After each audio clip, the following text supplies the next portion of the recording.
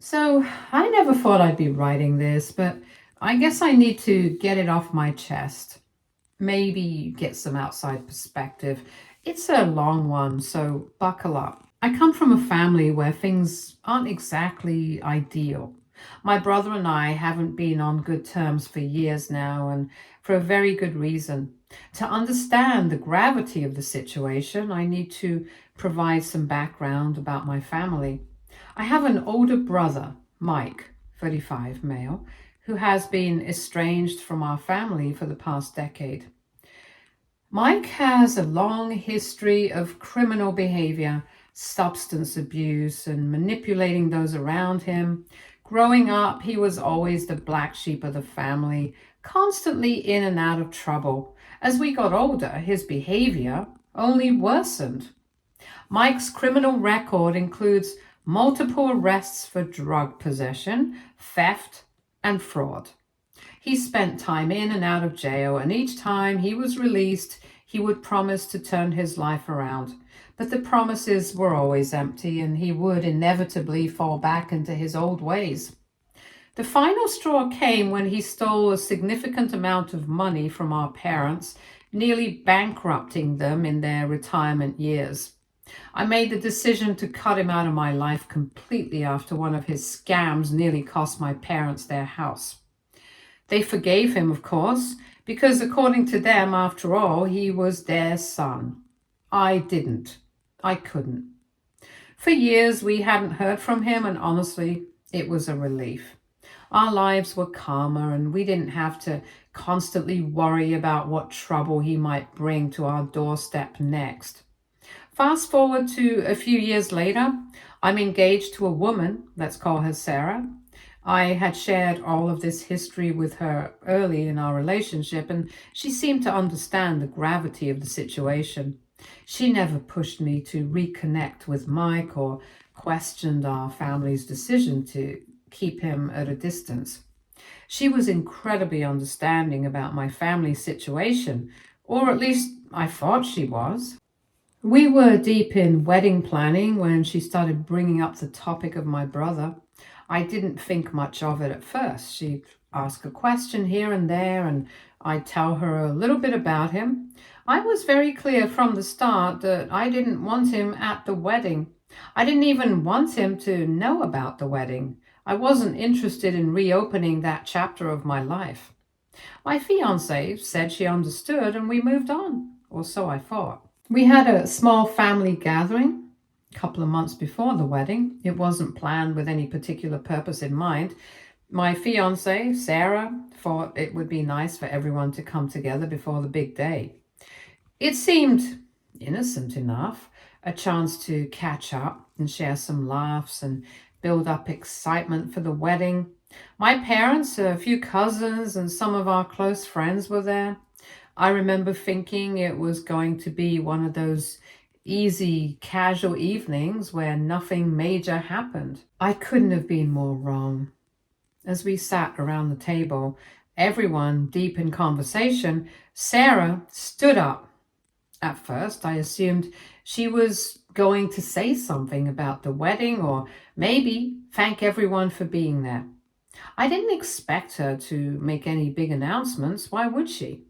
We had already been over every detail of the wedding plans together, and as far as I knew, everything was set. Out of nowhere, she, in the middle of dinner, stood up, a determined look on her face, and announced to the entire group that she had made a decision. She was inviting my estranged brother Mike to the wedding. Her words hit me like a punch to the gut. I remember staring at her, completely blindsided. The room fell silent immediately. Everyone else seemed just as stunned as I was. It was like she had ripped open a wound I'd spent years trying to heal. I saw the look of satisfaction on her face, like she believed she was doing something noble, something that would make everything right.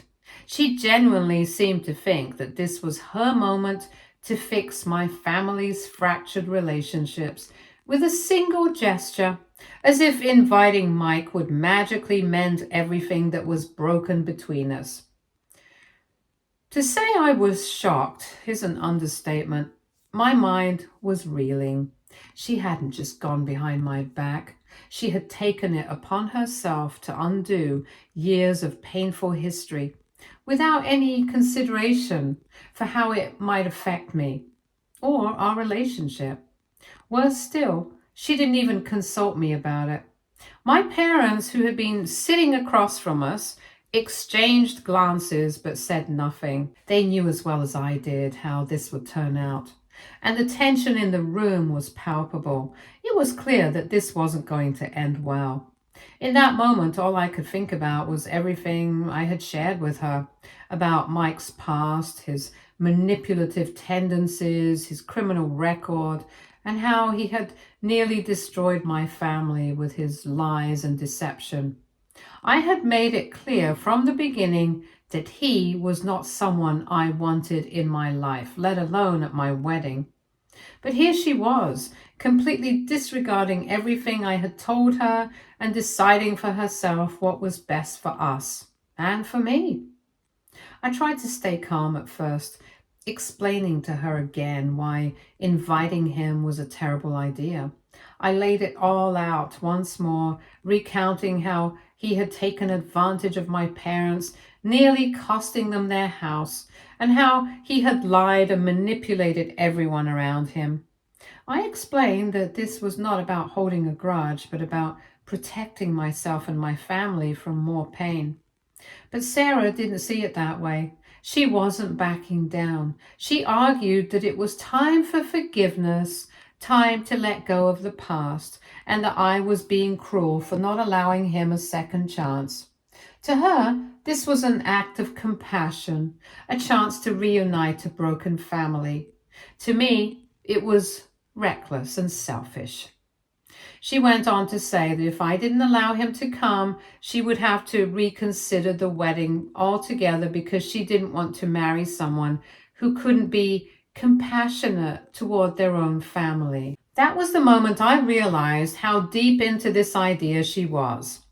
To her, this was about being a hero, about fixing something she didn't even understand.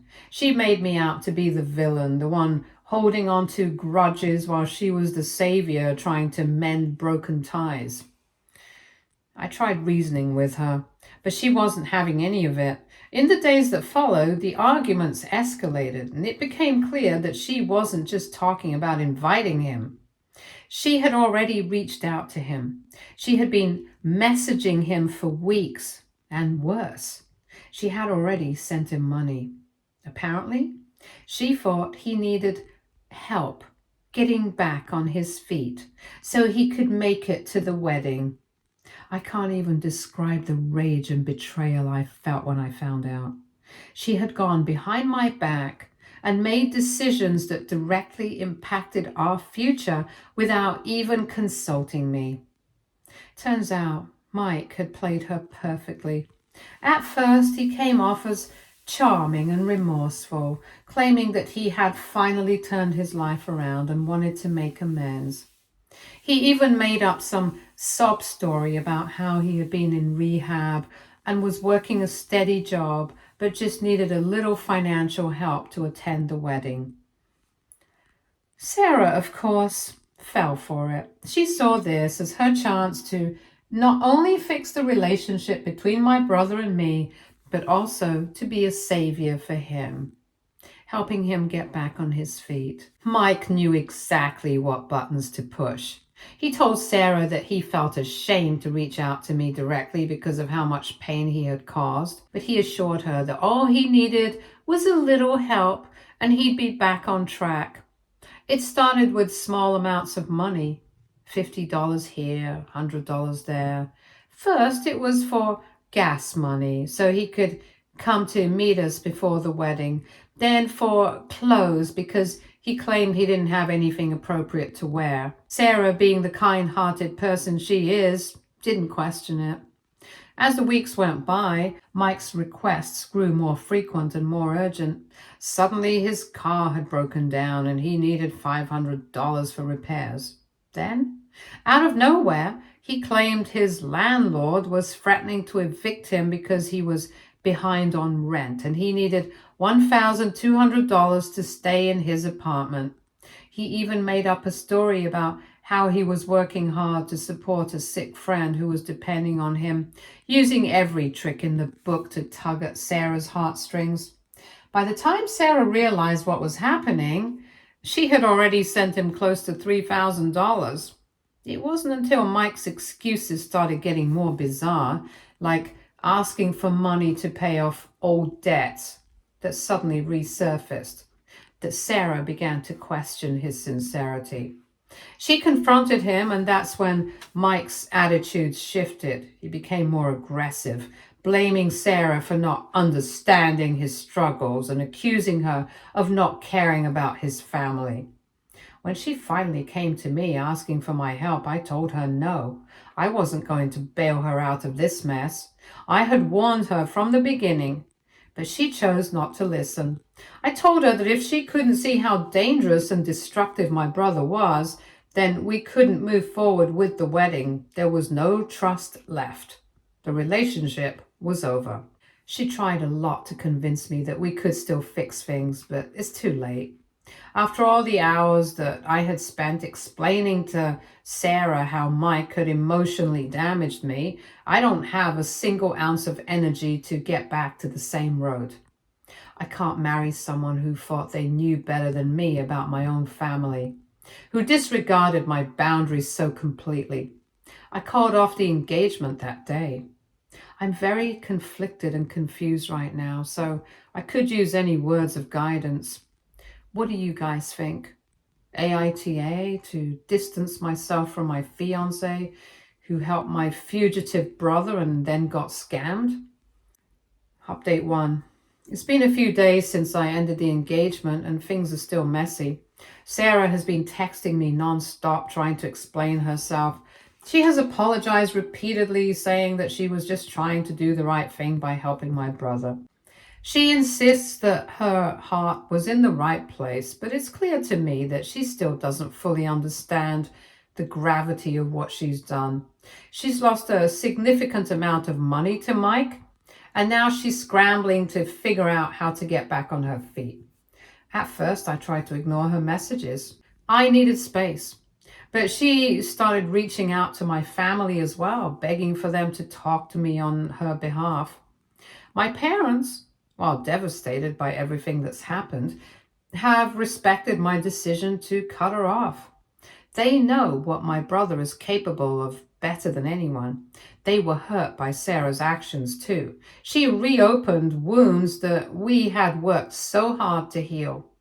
Still, Sarah won't let it go. She keeps sending long emotional texts about how she was only trying to help and how she didn't realize how deep the issue with Mike truly was. She's claiming now that she's the victim of his manipulation too, but what she refuses to acknowledge is that she made all these decisions without ever consulting me, without respecting my boundaries. She's still in denial about the damage she caused. This also makes me wonder if she's actually sorry about going against my wishes or just making all these elaborate apologies to get her money back. On top of this, Sarah's been telling mutual friends her side of the story. Some of them have reached out to me, urging me to reconsider. They say that Sarah's heart was in the right place, that she didn't know what she was getting into. A few of them even hinted that I was being too harsh, that relationships are about forgiveness. I get it. From an outsider's perspective, it might seem like she made a mistake out of compassion, but they don't know the full story. They don't understand what Mike has done to my family. And they certainly don't understand what it feels like to be betrayed by the person you were supposed to marry. Honestly, I feel for Sarah in a way. She's lost more than just the money. She's lost the future we were planning together. But this whole situation has only reaffirmed that I made the right decision. Trust is everything in a relationship, and once it's broken, it's almost impossible to repair. I needed someone who respected my boundaries and trusted my judgment when it came to my own family. Sarah didn't. In the midst of all this, I decided to check back in on the post I originally made about the situation. To say the response was overwhelming is an understatement. There are thousands of comments ranging from people who fully supported my decision to those who thought I had overreacted. For those of you who supported me, I want to say thank you. Your words have been a source of strength during what has been an incredibly difficult time. You reminded me that I'm not crazy for standing my ground and protecting myself from my brother's toxicity. I've been through a lot with Mike, and those scars run deep. I appreciate every message and every word of support that has come my way. For those who didn't agree with my decision, I get where you're coming from too. You're entitled to your opinion, and maybe from the outside it seems like I was too harsh or that I should have been more understanding towards Sarah, but you have to understand where I'm coming from. All I wanted was to move on from that bitter part of my life with Mike, to leave the past behind and build a new future with someone I thought I could trust. But instead, Sarah brought it all back. She reopened old wounds that I had worked so hard to close. She didn't respect my wishes or understand the boundaries I had set to protect myself and my family. Some of the comments were brutal, calling me cold-hearted or accusing me of abandoning Sarah when she needed me most. And to those people, I'd ask, how do you rebuild trust with someone who's broken it so completely? How do you move forward with someone who prioritizes their own judgment over your lived experience? In the last couple of days, things have escalated even further. Sarah hasn't just been contacting me or our friends. She's now starting to reach out to Mike again. I can't even begin to describe how frustrating that is. It's like she's still holding on to the fantasy that Mike will turn things around if she just helps him enough. She's even floated the idea of trying to get back the money she sent him, but knowing Mike, that's never going to happen. He's gone off the grid again and probably laughing all the way to the bank with her money. To make matters worse, Mike has started contacting my parents too. He's using the fallout between Sarah and me to weasel his way back into their lives, claiming that he's sorry for everything and that he wants to make amends. My parents aren't buying it, but it's just another layer of stress added to an already volatile situation. And as if all of this wasn't enough, I got wind that Sarah's been contemplating reaching out to a lawyer. I don't know if she's thinking about trying to recover the money she lost or if she's just grasping at straws to somehow salvage her reputation. Either way, it's exhausting. I'm trying to move on from this mess, but it feels like every time I take a step forward, something pulls me back into the chaos. I don't regret calling off the wedding, that much I know for sure. But the aftermath is more complicated than I ever could have imagined. Right now, I'm just trying to focus on myself, on healing, and on figuring out what my next steps are going to be. All I know is that this chapter with Sarah is over, and it's time for me to start a new one on my own. Update 2. Hello, people. It's been a few days since the last update, and things have taken a turn I didn't expect. I thought the chaos surrounding Sarah and Mike had reached its peak, but apparently I was wrong. To start, I've made the decision to help Sarah deal with the legalities of the situation. Before anyone jumps to conclusions, no, this doesn't mean the wedding is back on, and no, I'm not reconsidering my decision to end things. That ship has sailed. I've made my peace with it. But seeing Sarah unravel, facing all this financial mess because of Mike's manipulation, I couldn't just stand by and watch her fall apart. I'm not heartless. We shared years together, and even though she hurt me deeply, I don't want to see her completely destroyed by this. We had a long conversation a couple of days ago, probably the most civil one since everything blew up. I explained that while I wasn't interested in rekindling our relationship, I was willing to help her navigate the legal mess with Mike. She seemed relieved, though there was still a flicker of hope in her eyes, like maybe, just maybe, if I helped her, I'd change my mind about the wedding. But I was firm. I told her there was no going back. The trust between us is shattered. I can't rebuild something that's been broken so fundamentally. She cried, but this time I think she finally understood. Now, onto the more dramatic part of this update, something I honestly didn't see coming. After we started looking into ways to recover the money she lost to Mike, we found out that Mike had used her information to open credit cards and take out loans in her name. Thousands of dollars in debt, all tied back to Sarah. She had been sending him money directly, but Mike took it even further. He used the personal information she provided while trying to help him get back on his feet to open up a series of accounts without her knowledge. He had access to her financial details and he exploited them in every way possible. When Sarah found out, she was completely devastated. I think that was the moment it truly sank in for her that Mike wasn't just a troubled man down on his luck, but a full-blown con artist who had no intention of ever doing the right thing. Her face when we got the news, I can't say I felt good about it, but there was a twisted sense of validation. This is exactly why I had cut Mike off years ago. He's always been like this, and no amount of money or kindness would change that. Sarah is now looking into legal action against Mike, but tracking him down is going to be a nightmare. He's gone underground again, probably hopping between states using whatever money he's swindled from Sarah to keep himself afloat. She's consulting with lawyers about identity theft and fraud, but it's going to be a long process. I've agreed to help her with the paperwork and attend meetings with her lawyers. I know some of you might think I'm crazy for doing this, but this isn't about trying to fix things between us. This is about helping someone I once loved get through a situation that no one should have to face. I want her to move on from this as much as I want to move on myself. My parents have been trying to stay out of it, but they're obviously concerned.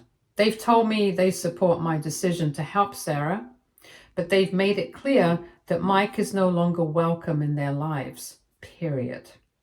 My dad, who's always been the softer one when it comes to Mike, even told me that he's considering pressing charges himself for some of the things Mike did to them years ago. I think he's finally reached his breaking point, and honestly, I don't blame him. Mike has wreaked enough havoc on all of us. It's time we took a stand. Things between Sarah and me remain cordial but strained. There's no romantic tension, no longing for what could have been. We both know the wedding is off for good. But now there's a strange kind of camaraderie between us, a sense that we're both in the trenches, fighting to get out of the mess Mike has left in his wake. I've set clear boundaries though. I'm helping her with the legal stuff, but once this is over, we'll go our separate ways.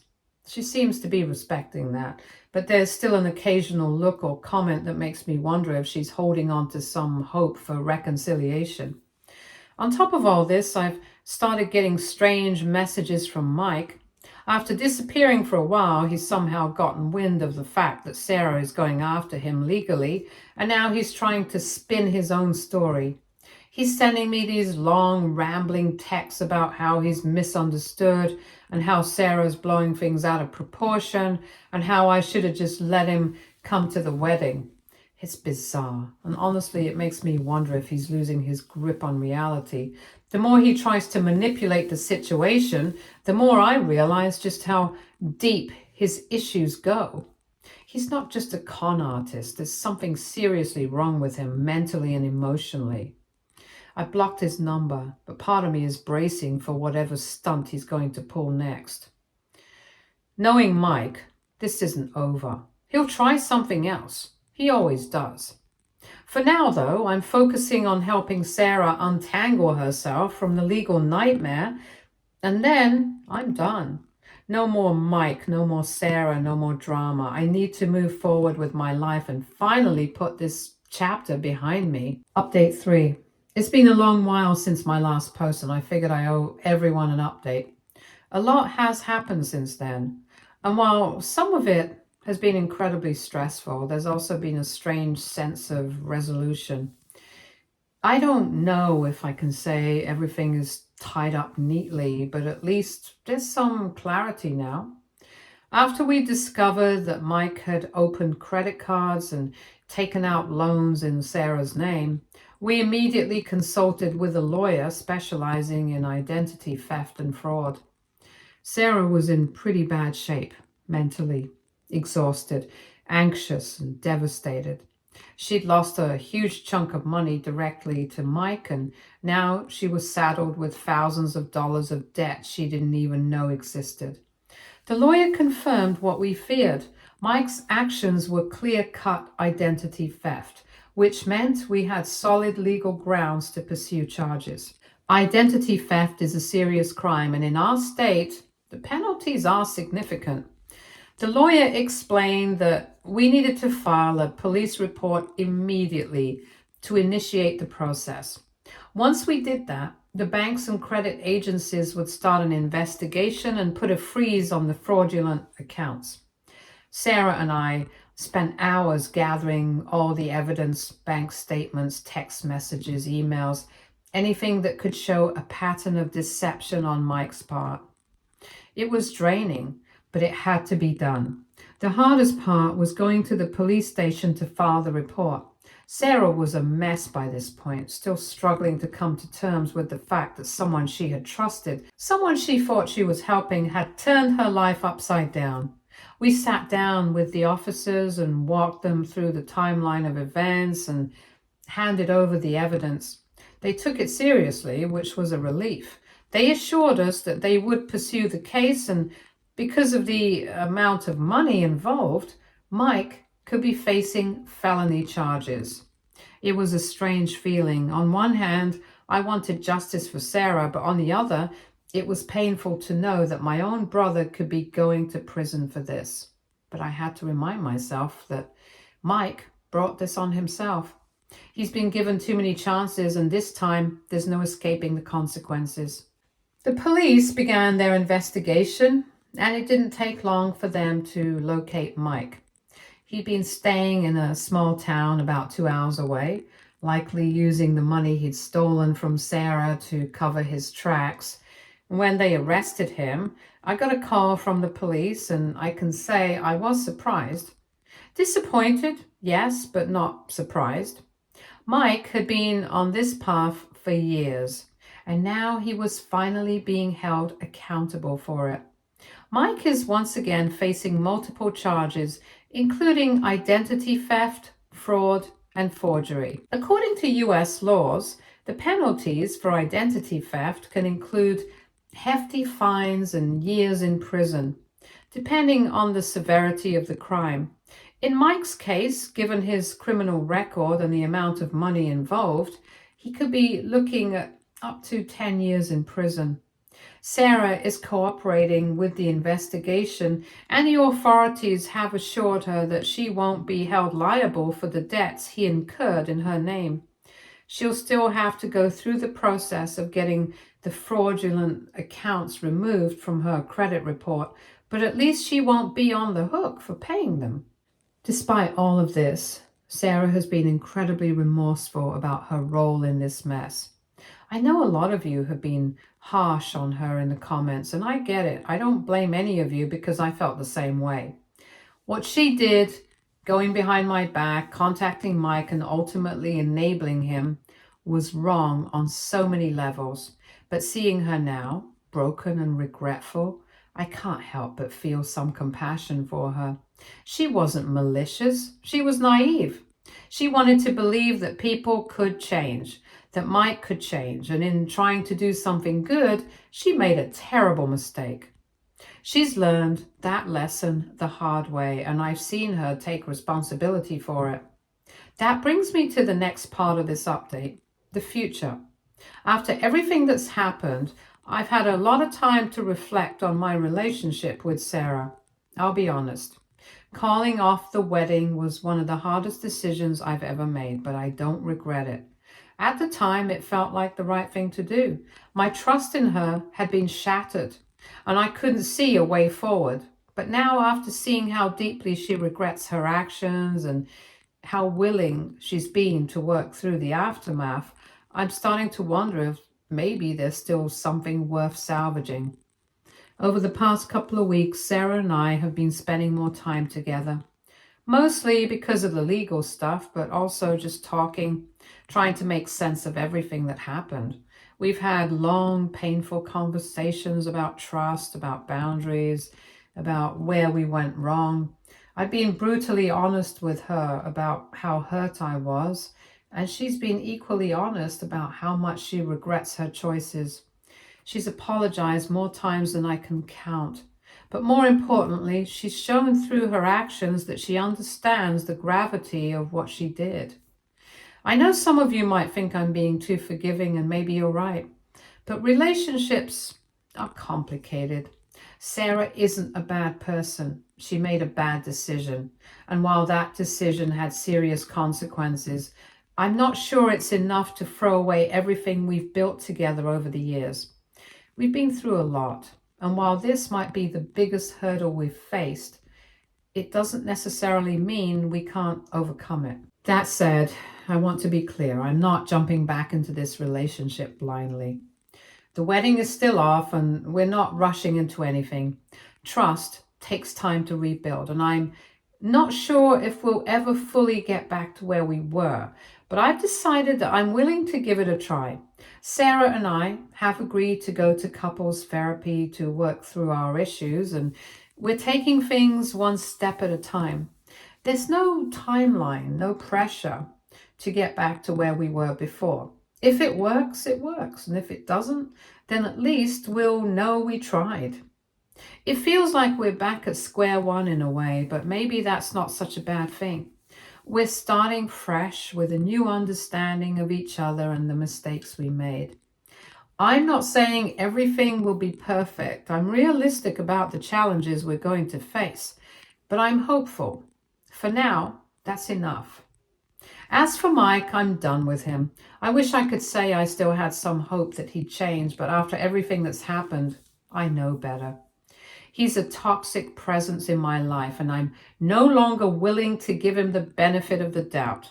I hope the legal system holds him accountable for what he's done, and I hope that someday he can turn his life around. But that's not my problem anymore.